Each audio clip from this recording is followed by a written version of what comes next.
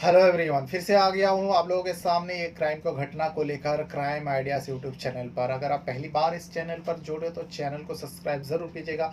और इसी वीडियो को आप मेरा Facebook page story by Rahman पर भी देख सकते हो। अगर फेसबुक पर देख रहे हो तो पेज पे पहली बार हो तो पेज को भी फॉलो ज़रूर कर लीजिएगा। और वीडियो को देखते समय वीडियो को लाइक और कुछ कहना रहेगा वीडियो के बारे में तो कमेंट बॉक्स में आप अपना राय ज़रूर दीजिएगा। फिर से एक पति का मौत होता है और उस पति के मौत के पीछे का पत्नी का हाथ होती है। जब आरोप लगती है पुलिस छानबीन करती है, तलाश करती है और कई सारे सबूत मिलती है।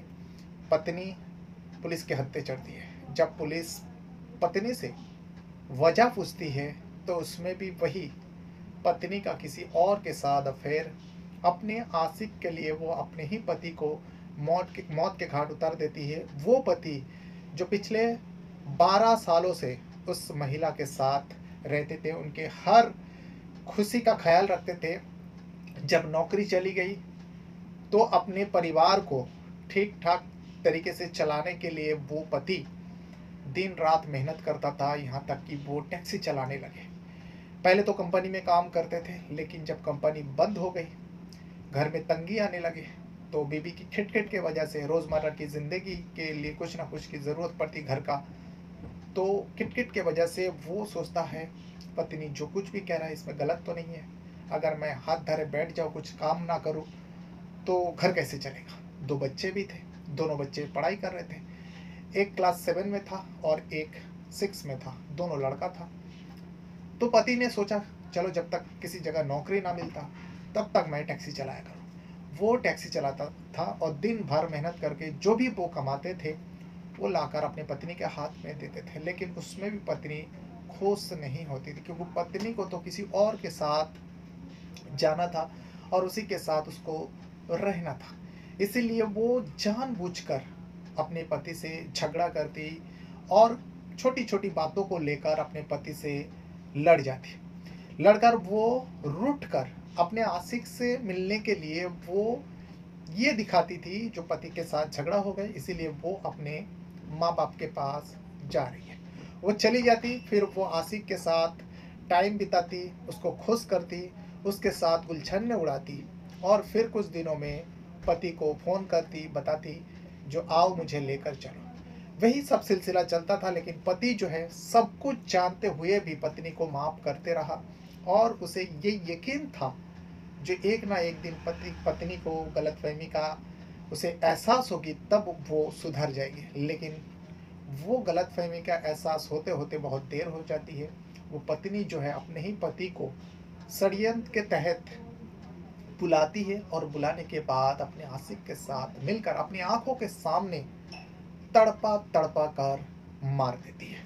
तो पूरी कहानी उत्तर प्रदेश का गाजियाबाद का है और इसी गाजियाबाद में एक और जगह लगता है साहिबाबाद। इसी साहिबाबाद पुलिस थाना है। साहिबाबाद पुलिस थाने के अंतर्गत एक गांव में योगेश जो 34 साल का होता है, योगेश रहा करते थे अपने परिवार के साथ। योगेश और यश का पत्नी पूजा नाम होता है और इन दोनों के 2 बच्चे, दोनों बेटा था। एक का उम्र करीब 11 साल जो 7 क्लास में पढ़ता था और एक का उम्र 10 साल जो 6 क्लास में पढ़ता था। सब कुछ ठीक ठाक चल रहा था, क्योंकि योगेश जो है गाजियाबाद में ही एक कंपनी में काम करता था। लेकिन फिर कुछ समय जाने के बाद इन दोनों का शादी 2013 में हुई थी और घर वाले ने देख के करवाए थे दोनों बच्चों की शादी। कोई लव मैरिज नहीं थी। दोनों एक दूसरे को पाकर बहुत खुश थे, सब कुछ ठीक ठाक जिंदगी में चल रहे थे।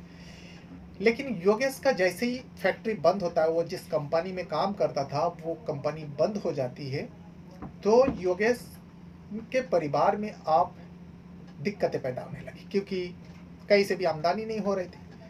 तो पत्नी को जो है घर की छोटी छोटी चीज़ों की ज़रूरत पड़ती, वो अपने पति को कहती। लेकिन पति जो है क्या करते, उनके पास तो कुछ काम ही नहीं था। योगेश के पास कुछ काम नहीं था।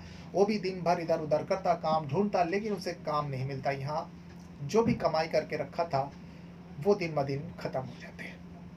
आप पत्नी जो है चिड़चिड़ा हो जाती, क्योंकि पति को जो कुछ भी कहती पति नहीं ला पाते, क्योंकि वजह थी योगेश के पास पैसा नहीं हुआ करता था। अब पत्नी बहुत ज़्यादा चिड़चिड़ा हो जाती है और अपने पति से छोटी छोटी बातों को लेकर लड़ पड़ती, झगड़ पड़ती। पति भी क्या करते, योगेश समझता था, सब कुछ जानता था, जो पत्नी आखिर इतना चिड़चिड़ा क्यों हो रही है। और इसी बीच योगेश को यह भी पता चलता है कि उसके पत्नी का किसी के साथ अफेयर है और उसके साथ वो मिलने जाया करती है मेरे पीठ पीछे। इस बात को लेकर भी पति पत्नी में झगड़ा होता। तो पूजा इस पर कहती है, अगर इतना ही आपत्ति है, इतना ही तुम मुझे दोष दे रही हो, तो तुम मुझे तलाक क्यों नहीं दे देते।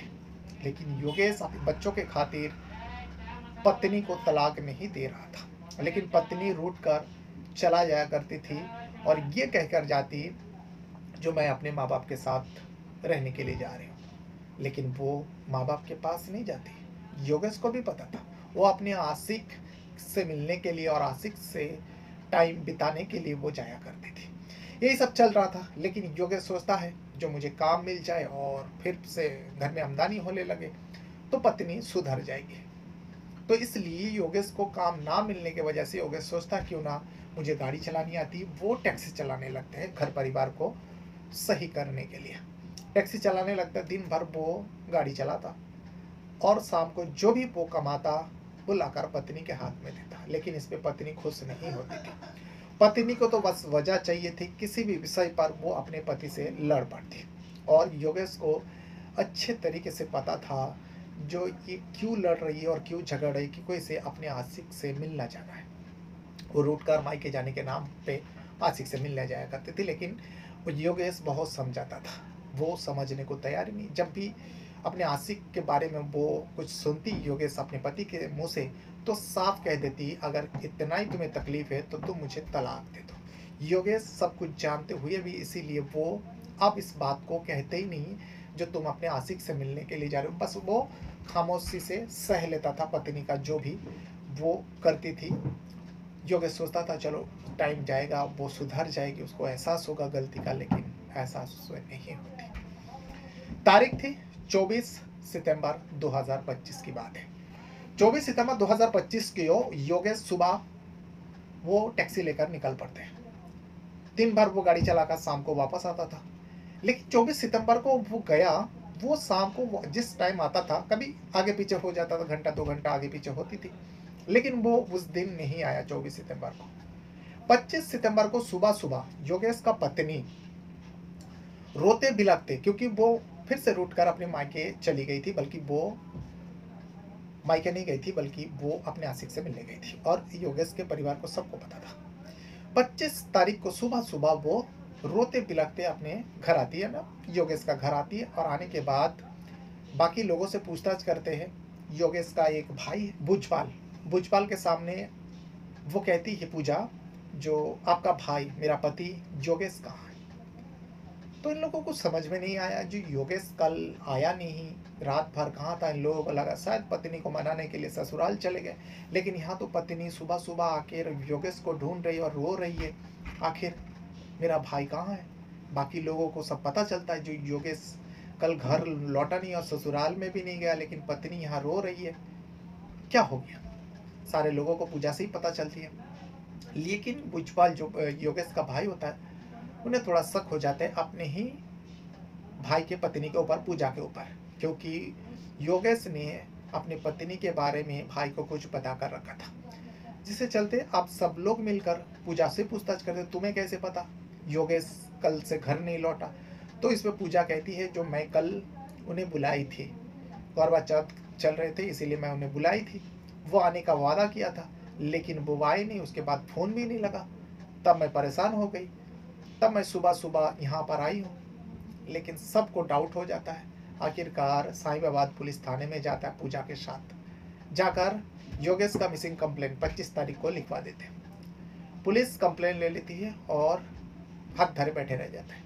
थोड़ा बहुत इधर उधर पूछताछ किया, लेकिन योगेश का कुछ पता नहीं। ये नॉर्मल ही था। लेकिन फिर पूजा जो है 2 अक्टूबर को पुलिस थाने फिर से जाती है। जाने के बाद अपने पति के बारे में पूछताछ करती है, रोती है। इस बार पुलिस जो है थोड़ा सीरियस होता है, क्योंकि ज़्यादा दिन हो चुके थे। तो पुलिस ने योगेश का फोटो लेता है, लेने के बाद अलग अलग पुलिस थाने में भेज देते हैं। जो इसके बारे में अगर पता लगे मिसिंग कंप्लेंट है, 34 वर्षीय एक अट्टा कट्टा व्यक्ति है योगेश, ये नहीं मिल रहे 24 सितंबर से, ये सारी बातें लिखा हुआ था, लेकिन फिर भी नहीं पता चलता। इसी बीच 8 अक्टूबर को एक खबर आती है, दुखद खबर, क्योंकि एक जगह है पिलखुबा करके, जो एक जंगल जैसा वो इलाका है। पिलखुबा में लोगों की नज़र में एक डेड बॉडी के ऊपर पड़ी थी, और वो डेड बॉडी जो है सड़ गल चुके थे। तो उसी साहिबा पुलिस थाने के अंदर आती है, इसीलिए साहिबा पुलिस थाने को कॉल किया, और यहाँ पे एक मिसिंग कंप्लेन था, तो इसीलिए साहिबा पुलिस का एक टीम वहाँ पर जाती है। पिलखुबा में जाने के बाद देखता है कि वही योगेश का बॉडी है, सड़ गल चुके थे, तो फिर भी पहचान हो जाता है कि घर वाले को खबर दी जाती है। मोर्चरी जब तक बॉडी को ले जाया जा चुका था, सारे लोग मोर्चरी जाते हैं। पोस्टमार्टम हाउस में जाने के बाद योगेश को देख के सब दहाड़े मार के रोने लगते हैं। सबसे ज़्यादा पत्नी रोने लगती, पूजा छाती पीट पीट कर रोने लगती है, लेकिन जो हो चुका वो तो अब वापस नहीं आ सकता। योगेश मर चुका था। अब पुलिस इस मामले में जो है बहुत तेजी लाता है, कई सारे टीमें बनाता है और सबसे कड़ाई से पूछताछ करता है। इसी बीच योगेश का जो भाई है भुजबल, वो पुलिस वाले को बताता है, जो साहब मुझे तो 100% यकीन है मेरे भाई के मौत के पीछे जो है, क्योंकि उस योगेश को गला काटा गया था और मेरे भाई को मारने वाला उसका पत्नी पूजा का ही हाथ है। पुलिस ने पूछा आखिर ऐसा क्यों, पता रहो क्या हुआ, दोनों में सब ठीक नहीं चल रहा था। तो भुजबल ने पूरी बात बताई, जो पति पत्नी में हमेशा विवाद रहता था, और जब मेरा भाई गायब हुआ तभी भी पूजा जो है भाई के साथ नहीं रह रही थी, बल्कि वो अपने मायके जाने के नाम पर, हम लोग को सबको पता है वो उसका एक आशिक है जिसका नाम आशीष होता है, वो आशीष के साथ ही रहा करती है। पुलिस को क्लू मिल जाते हैं। पुलिस उस पूजा का नंबर लेता है और उसका सीडीआर कॉल डिटेल रिकॉर्ड निकालता है। निकालने के बाद वाकई पता चलता है जो भुजबल ने जो कुछ भी बताया, जिस दिन मौत हुआ था उस दिन का सारे लोकेशन उस जगह पर दिखा रहा था, पिलखुला इलाका में, और पूजा के मोबाइल पे एक नंबर दिखा रहा था। जब उस नंबर का जांच किया तो पता चला हाँ वही आशीष का नंबर होता। तो आशीष का नाम सामने आ गया था। आशीष को उठाते, पूजा को उठाते। उठाने के बाद पहले तो हर मुजरिम के जैसा इन दोनों ने भी जितना झूठ बोल सकता था बोला, इनकार करना था इनकार किया, लेकिन पुलिस के आगे ज़्यादा ये लोग टिक नहीं पाता, क्योंकि यहाँ योगेश का डेड बॉडी मिली थी, वो भी सड़े गले। एक जवान व्यक्ति को इस तरीके से मारा था, उसका गला काटा था। इसीलिए पुलिस थोड़ा सख्ती करता है, दोनों टूटता है। सबसे पहले पूजा टूटती है, पूजा पूरी सच्चाई बताता है, और उसके बाद जो उसका आशिक है आशीष भी टूटता है और वो भी पूरा बताता है। पूजा बताती है हाँ मैं और आशीष एक दूसरे से प्यार करते हैं, और ये प्यार जो है हम दोनों का काफ़ी पुराना है। इस बीच मैं पति से झगड़ा करके मैं आशीष के साथ कुछ दिनों तक लिव इन में रही, लेकिन फिर मेरा पति मुझे मना कर लेकर आया बच्चों का खातिर, क्योंकि हम दोनों के बीच में 2 बेटे हैं, और फिर मैं आ गई। लेकिन मुझे आशीष के साथ ही रहना था। इस वजह से मैं योगेश को बार बार कहती थी जो मुझे तलाक दे दो, लेकिन वो मुझे तलाक नहीं देना चाह रहा था। तो इसीलिए मैं और मेरे जो आशिक है आशीष, हम दोनों ने मिलकर योगेश को हम दोनों के बीच का रास्ता कांटा समझकर इनको हटाने का षड्यंत्र रचते, और षड्यंत्र के तहत वो गर्भ चौथ आ रही थी तो मैंने उसे बुलाया। जो देखो मैं उस टाइम झगड़ा करके मायके में रह रही थी, बल्कि मायके में नहीं थी, मैं आशीष के साथ ही थी। मैं अपने पति योगेश को फ़ोन करती हूँ और कहती हूँ जो देखो मुझे तुम्हारे पास आना है और मुझे ले चलो। तो मेरा पति हमेशा से वो चाहता था जो हम दोनों के बीच में सब कुछ ठीक हो जाए बच्चों के लिए। तो इसीलिए योगेश फ़ौरन वो मुझे लेने के लिए उसी पिलखुला इलाका के बारे में मैं बताता जो मैं वहाँ पे मौजूद रहूँगी, तुम आ जाना। मुझे पता था वो जगह सुनसान है, और षड्यंत्र के तहत हम लोग जो है, मैं मेरे जो प्रेमी हैं आशीष और उनके 2 साथी, जिन लोगों को हम लोगों ने सुपारी दिया था, एक का नाम होता है चंद्रपाल और उसका एक साथी है जिसका नाम होता है प्रवीण। इन दोनों को हम लोगों ने सुपारी दिया था 50,000 रुपये, वो दोनों भी वहाँ पे मौजूद था। उसके बाद मैं और मेरा आशिक वहीं पे खड़े रहते हैं। इतने में योगेश आता है, हम दोनों को देखता है, वो गुस्से में लाल हो जाते हैं, झगड़ते हैं। फिर इसी बीच जो है वो दोनों सुपारी किलर पेपर कटर से मेरे पति योगेश के गले में चला देता है, और फिर उसको मौत के घाट उतार देते मेरे आंखों के सामने। इन तीनों ने मिलकर, आशीष, चंद्रपाल और प्रवीण, तीनों मिलकर मेरे पति का मौत के घाट उतार। मैं वहीं पे खड़ी रहती हूँ, और उसके बाद उसके बॉडी को जंगल में फेंक कर वो दोनों सुपारी किलर वहाँ से चले जाते हैं।